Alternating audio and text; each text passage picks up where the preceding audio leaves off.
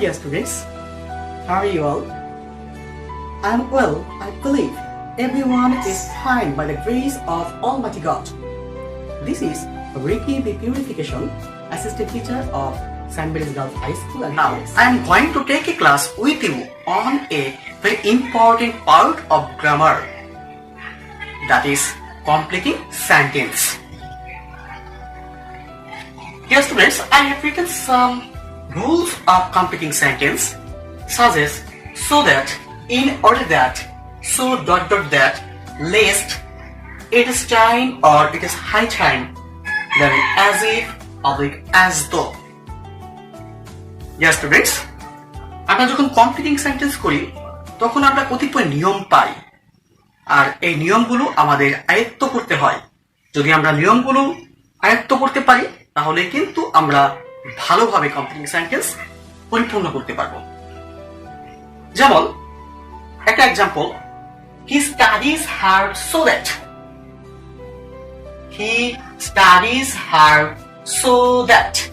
এখন নিয়ম হচ্ছে কমপ্লিটিং সেন্টেন্স করার সময় যখন আমরা দেখব বাক্যটি so that যুক্ত, বাক্যটি কি যুক্ত, বাক্যটি so that যুক্ত, তখন আমাদের প্রথমে দেখতে হবে বাক্যটি কোন টেন্সে আছে। আর আমরা সবাই জানি so that যুক্ত বাক্যটি যদি প্রেজেন্ট টেন্সে হয় তাহলে সাবজেক্টের পর ক্যান কিংবা মে ব্যবহার করতে হয়। আবার যদি পাস্ট টেন্স হয় তাহলে সাবজেক্ট এর পর কুড কিংবা মাইট ব্যবহার করতে হয়। এখন প্রশ্ন হচ্ছে so that কথাটার বাংলা তো জানতে হবে। স্টুডেন্টস, so that মানে কি? so that এর বাংলাটা হচ্ছে যাতে। আর কমপ্লিটিং এর সময় যখন so that টা দেখব তখন প্রথমে দেখব বাক্যটা কোন টেন্সকে নির্দেশ করছে, আর ওই টেন্স অনুযায়ী আমরা ক্যান কিংবা মে, কুড কিংবা মাইট ব্যবহার করলে হয়ে যাবে। যেমন এক্সাম্পল এই জায়গায় আবারও বলি, he studies hard so that। এই যে বাক্যটা কি যুক্ত, so that যুক্ত, তাহলে প্রথমে দেখতে হবে কোন টেন্সে আছে। আমরা টেন্স কিভাবে নির্ণয় করব? ভার্ব দেখব। ভার্ব কোনটা? স্টাডিজ। আর আমরা সবাই জানি যদি ভার্বের সাথে এস বা ইএস যুক্ত থাকে তাহলে বাক্যটি হচ্ছে প্রেজেন্ট ইনডেফিনিট টেন্স। আর ওই ক্ষেত্রে আমার কি অর্থ দাঁড়াচ্ছে? He studies hard so that, সে কঠোর অধ্যয়ন করে যাতে। আমরা অবশ্যই যখন পড়াশোনা করি বা আমরা পড়াশোনা করি কঠোরভাবে করি, যখন অনেক পড়াশোনা করি, খুব মনোযোগ দিয়ে পড়াশোনা করি, তখন আমাদের কিন্তু একটা লক্ষ্য থাকে, একটা ইচ্ছা থাকে। ইচ্ছা থাকতে পারে, যেমন আমার ইচ্ছা হচ্ছে আমি কঠোর অধ্যয়ন করি কারণ যাতে আমি পরীক্ষায় ভালো রেজাল্ট করতে পারি, যাতে আমি জীবনে উন্নতি করতে পারি।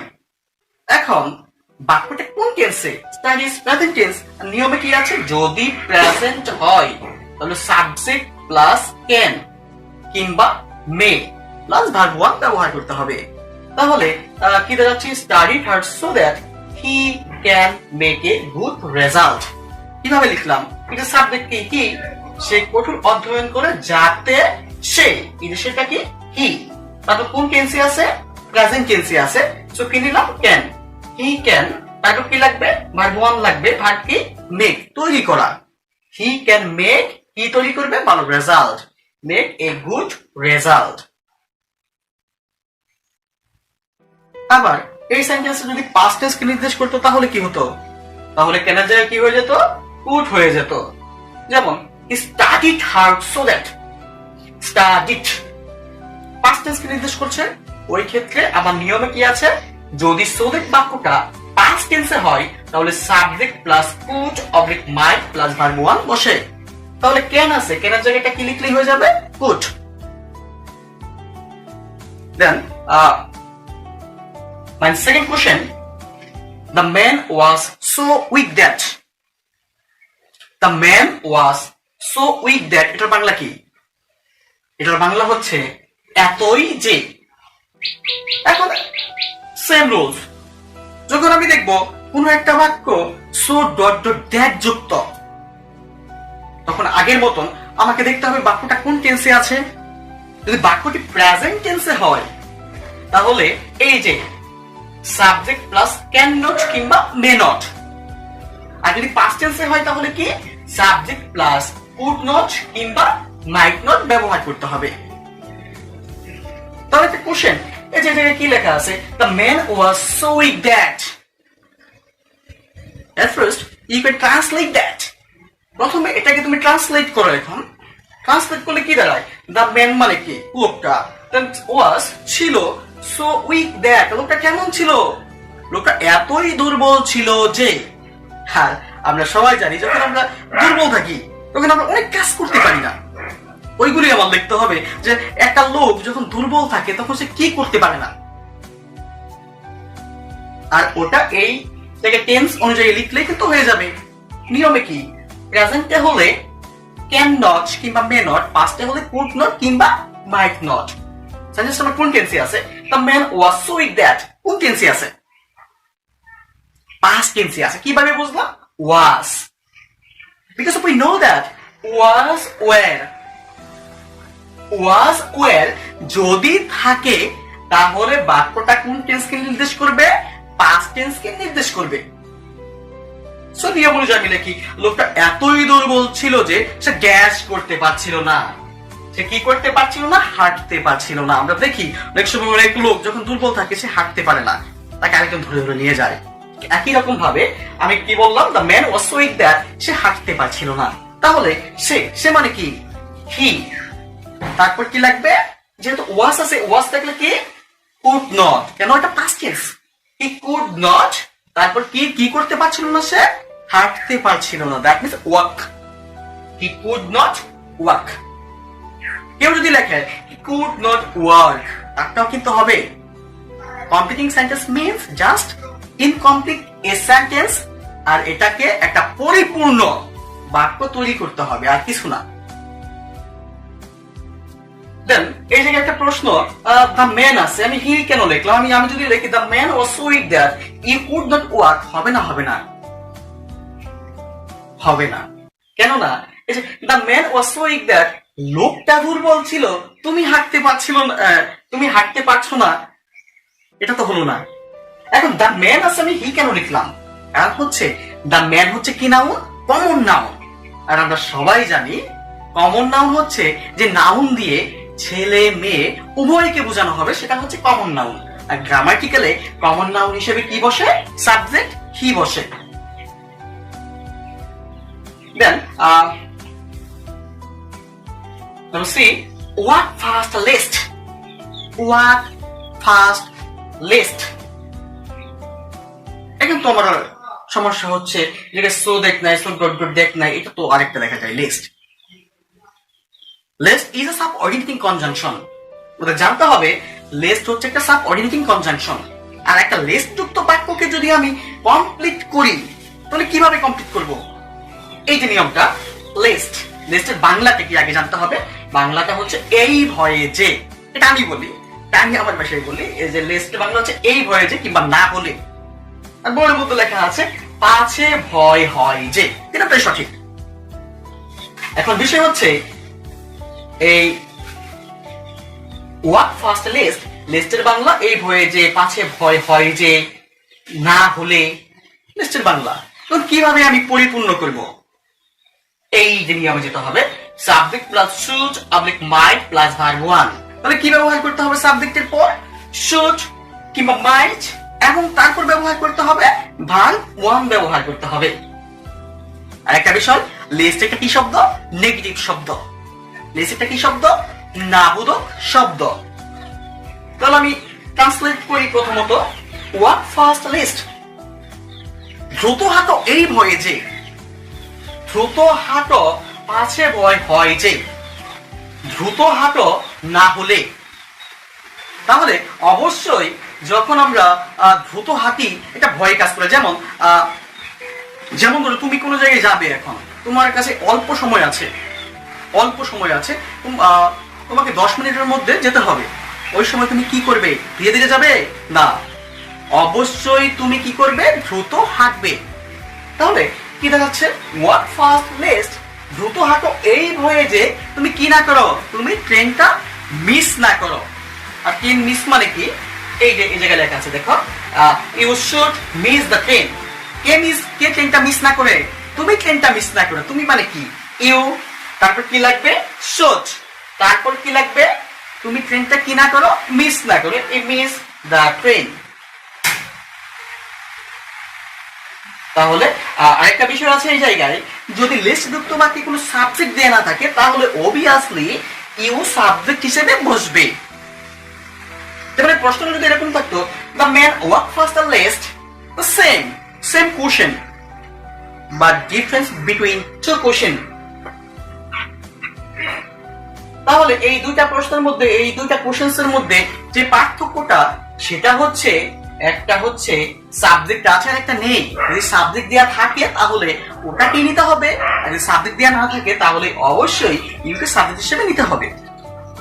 দেন it is high time, it is high time or it is time or this is time or now is the best time। এখন বাংলা জানতে হবে। it is time or it is high time মানে কি? it is time মানে হচ্ছে এখনই সময়। it is high time তো জোর দিয়ে যখন বলে, that means এখনই উপযুক্ত সময়। now is the best time এখনই সর্বোচ্চ সময়। this is time এই সময়, এটাই সময়, একই বিষয়। যখন কম্পিটিং করতে গিয়ে দেখবে it is time or it is high time আছে বাক্যটিতে, তখন তোমাকে খেয়াল করতে হবে এই যে it is time or high টাইমের পরে কি ওয়ার্ড আছে। যদি ইনফিনিটিভ হিসেবে টু দেয়া থাকে, টু, তাহলে টুর পরে কি ব্যবহার করতে হবে? ভার্ব ওয়ান ব্যবহার করতে হবে। আর যদি সাবজেক্ট দেয়া থাকে তাহলে সাবজেক্টের পর কি ব্যবহার করতে হবে? পাস্ট ফর্ম ব্যবহার করতে হবে।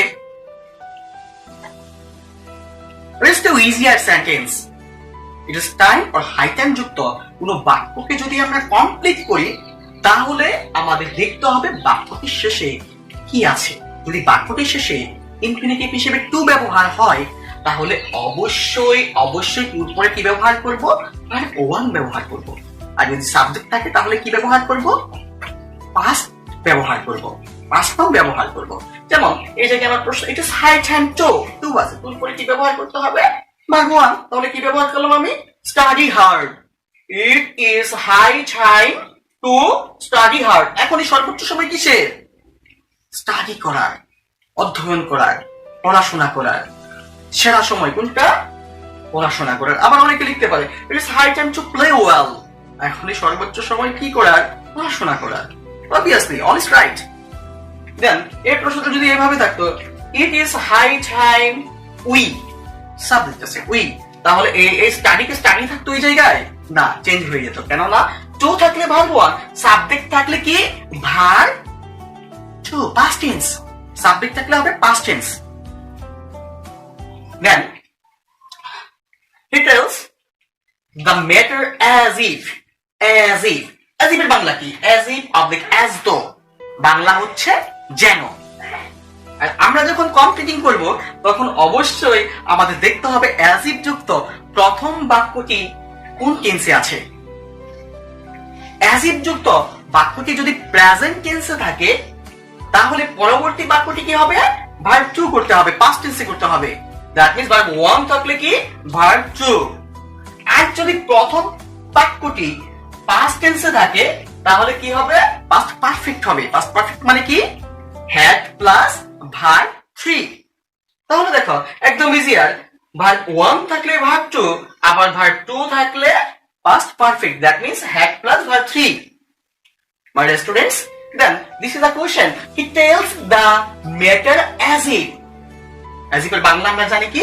যেন। সে বলে যেন, সে বিষয়টা বলে যেন। সে কি করতো? জানতো। অনেক সময় দেখি অনেকে না জেনেও কথা বলে, কিন্তু এই জায়গায় যে আমার বিষয়টা সেটা হচ্ছে he tells the matter as if সে বলে যেন সে বিষয়টা জানতো। এখন বিষয় হচ্ছে আমাকে খেয়াল রাখতে হবে প্রথম বাক্যটি কোন ফর্মে আছে, কোন টেন্সে আছে। তাহলে দেখি সাবজেক্টের পরে ভার্ব আছে টেলস, ভার্বের সাথে কি আছে? এস আছে। আমরা কি জানি ভার্বের সাথে এস থাকলে কোন ফর্মে হবে, কোন টেন্স হবে? প্রেজেন্ট ইনডেফিনিট হবে। সো ভার্ব ওয়ান আছে যেহেতু কি হয়ে যাবে? ভার্ব টু হয়ে যাবে। তাহলে কি দাঁড়াচ্ছে? He tells the matter as if he, কে জানতো? সে। হি জানা মানে কি? নো। আর নোকে যদি ভার্ব টু করি তাহলে কি হয়ে যায়? নিউ। হি নিউ কি বিষয়টা, that means it. He knew it. Same question, একই বাক্য যদি এই জায়গায় তোমার এটা টোল্ড হতো, he told the matter as if, তাহলে কি হয়ে যেত? পাস্ট পারফেক্ট হয়ে যেত। লুক হি হ্যাড নোন ইট। কেননা নিয়মে আছে ভার্ব 1 থাকলে ভার্ব 2, যেহেতু ভার্ব 1 আছে ভার্ব 2 করে দিলাম। আবার ভার্ব 2 যদি থাকতো টোল, তাহলে হ্যাড প্লাস ভার্ব 3 করতাম। হি হ্যাড নিউটা হয়ে যেত কি known. Then the first question, he studies hard so that. Then second one, the man was so weak that. Then work fast list. Then it is high time to. Then he tells the matter as if. My dear students, then now I will give you some homework. The first one, we eat so that. Then the load was so heavy that. Then the man walked faster list. Then it is high time. All is homework. My dear student, this is the end for today. Then stay home, stay safe. Thanks a lot.